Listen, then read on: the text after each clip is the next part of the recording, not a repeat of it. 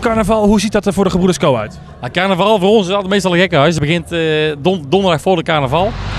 En dan rekenen wij op zo'n 4 à 5 optredens per dag. En daarna de carnaval gaan we meestal een weekje vakantie houden. Dus dat is, voor ons is het echt hard werken. Ja, want maken jullie überhaupt iets mee van carnaval? Nou, eigenlijk niet. Vroeger deden we heel veel carnaval vieren. Maar dat is er nu niet bij. We gaan van het ene optreden naar het andere. Maar ja, wij doen dan met carnaval heel veel. Maar deze jongens die zijn vorige week volgens mij al begonnen met heel veel optreden, toch? Of niet? De 11e van de 11e al. Ja. Dat is nou het verschil met Brabant. Kijk, bij ons is het een weekje voor carnaval, begint de carnaval een keer. Maar bij die jongens is het gewoon topsport. Die gaan vanaf 11-11 tot aan de carnaval. En misschien ook nog wel half vast, weet ik veel wat ze allemaal nog vieren.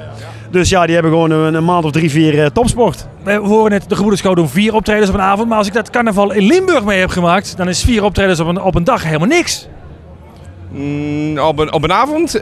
Nou ja, maar dat ligt nog eraan wat je moet reizen op een avond. En dat zijn toch wel behoorlijk wat kilometers. En dan zijn 4 optredens toch wel meer dan voldoende. Hoe vieren jullie carnaval in Limburg? Wij carnaval vieren, wij vieren 0 carnaval. Wij staan alleen maar op de bühne. En is het niet op de bühne, dan zitten we thuis op de bank. Want jullie zien elke plaats in Limburg, zien jullie. Wat is nou het leukste plekje waar je carnaval hebt gevierd? In ons eigen plaatsje in Montfort. Ja, natuurlijk. Je eigen dorpje, dat is het mooiste feest. Blijven natuurlijk chauvinisten, hè. Dus, Die Limburgers, hè, die Limburgers. Ja, want hoe wordt het daar gevierd? Ik kan me nog herinneren dat daar Housmans zit. Wordt het daar uitbundig gevierd? Daar niet meer volgens mij. Alleen nog maar chipsbal voor de kleine kinderen na de optocht. Ja, en dat zit daar. Maar voor de rest, ja, bij de Vogel, Le Village.